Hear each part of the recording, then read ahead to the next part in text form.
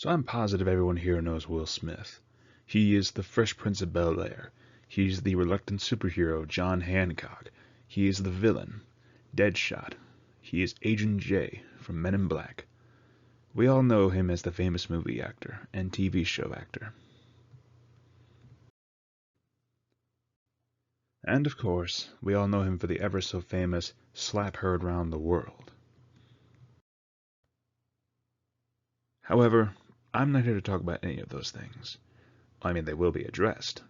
But I'm here to talk about the Will Smith autobiography, Will, done by Will Smith and Mark Manson.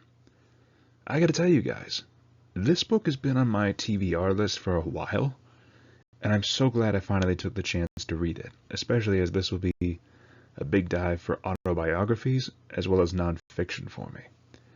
Moreover, I was just curious about the himself. I wanted to know more beyond the famous actor and the one who slapped Chris Rock at the Oscars.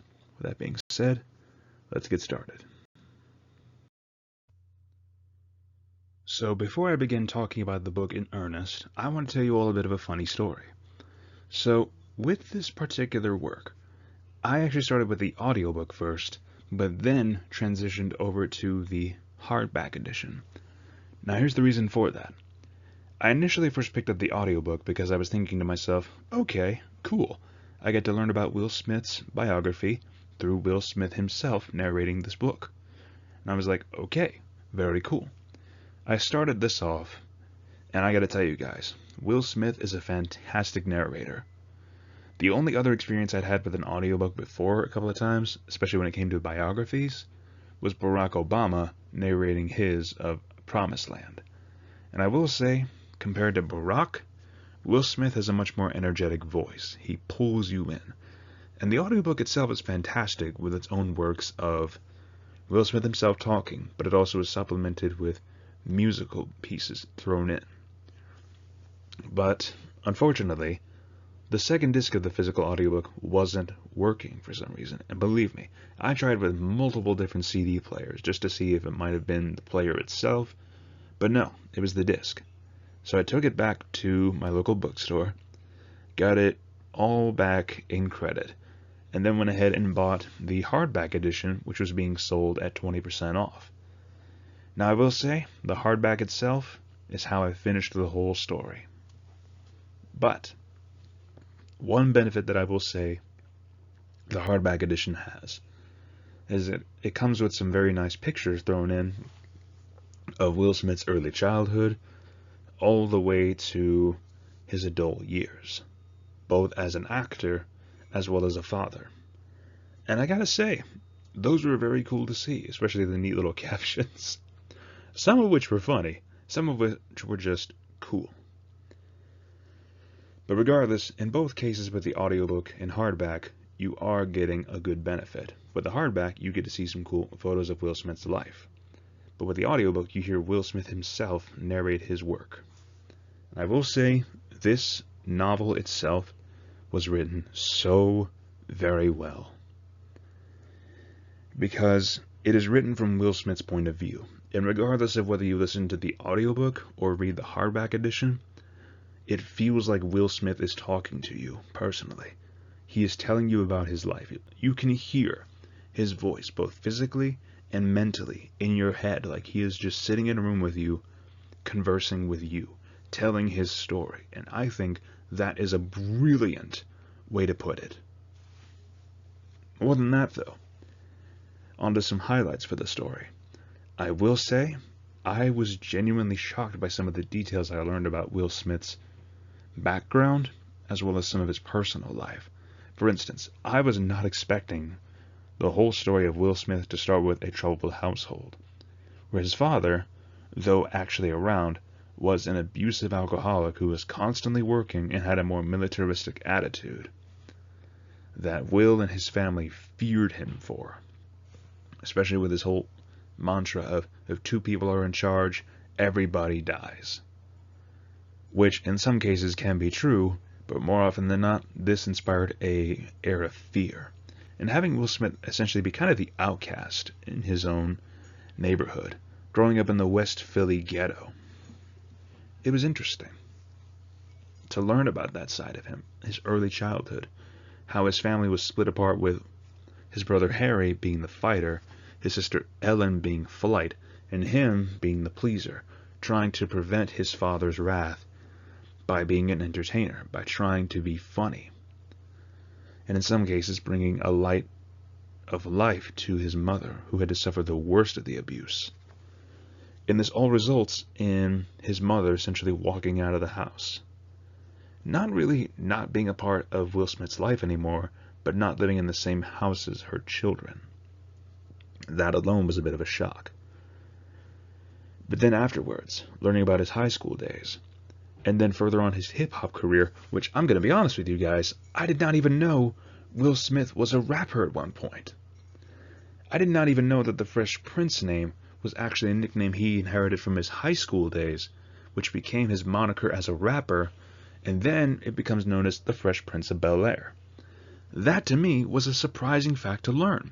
I loved it, especially learning about his early rapping days, how he and his friend Reddy Rock C would just bounce around, challenge other people to rap battles, and then it becomes a full-fledged career after he meets DJ Jazzy Jeff, or as we all know him, Jazz. And I gotta say, that was definitely a surprise to learn about how his career just essentially took off. And one thing I loved about this novel is it does not shy away from the details that Will Smith himself is human. This does not certify as a sort of whole thing about how great Will Smith is. This tells the more human side of him. The person behind the famous movie star, the famous rapper, the Fresh Prince of Bel-Air.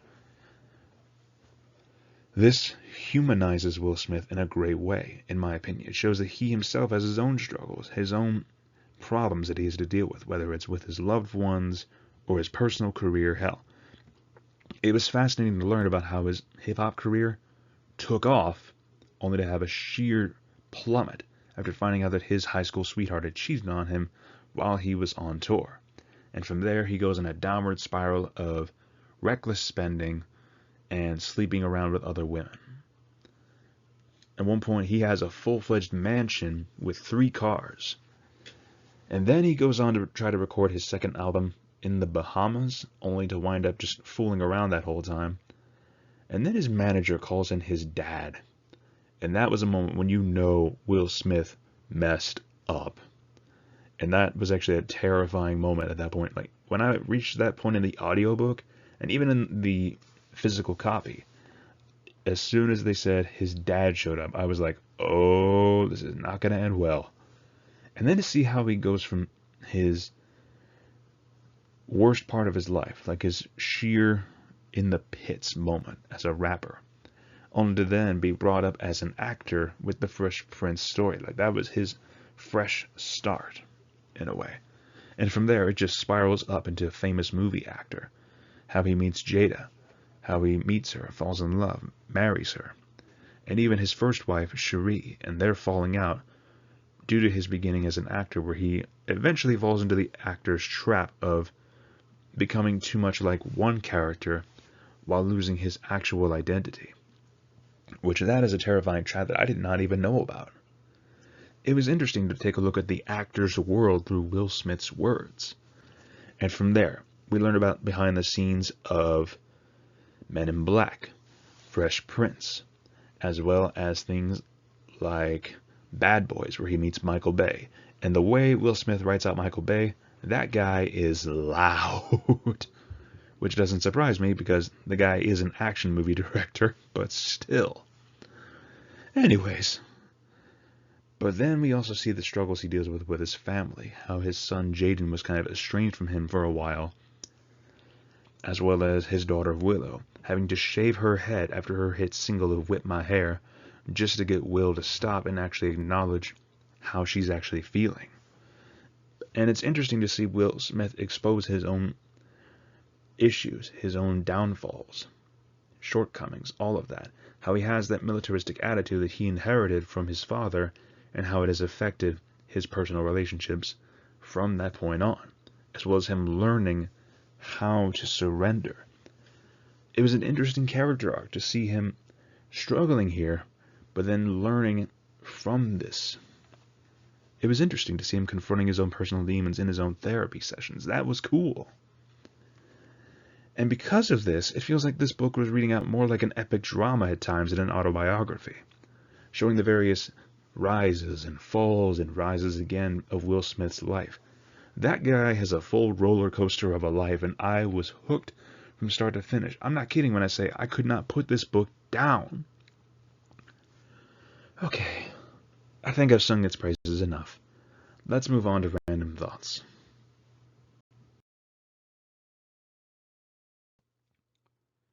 So, random thoughts here.